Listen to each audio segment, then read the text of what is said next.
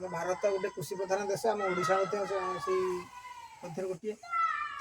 ଆମର ପ୍ରତିବର୍ଷ ଯେଉଁ କୃଷକମାନେ ଚାଷ କରିଥାନ୍ତି ସେ ବହୁ କଷ୍ଟ କରି ଟଙ୍କା ପଇସା ଖର୍ଚ୍ଚ କରି ଋଣ କରଜ କରିଥାନ୍ତି। ସେଥିରେ ପଶୁ ପକ୍ଷୀ ଏମାନେ ବହୁତ ସମୟରେ ନଷ୍ଟ କରିଥାଏ ଧାନ ଫସଲକୁ ବା ଅନ୍ୟାନ୍ୟ ଫସଲକୁ। ତେଣୁ ସେ କ୍ଷତିଗ୍ରସ୍ତ ତା'ର ଯେଉଁ ବାର୍ଷିକର ଆୟ ମଧ୍ୟ କମିଯାଏ।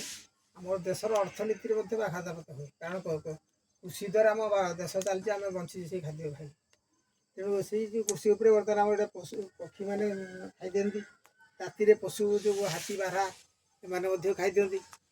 ତେଣୁ ଆମେ ସେଇ ଗୋଟେ ମଡ଼େଲ୍ କରୁଛୁ ଯେଉଁଟାକି ଉଭୟ ପଶୁ ପକ୍ଷୀଙ୍କୁ ତା'ର ଦାୟରୁ ଚାଷ କୃଷି କାର୍ଯ୍ୟକୁ ରକ୍ଷା କରିପାରିବ।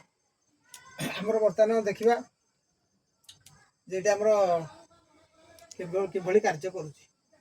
ବର୍ତ୍ତମାନ ଏଇଠି ଗୋଟେ ସୁଇଚ୍ ଅଛି, ଏଇଠି ଗୋଟେ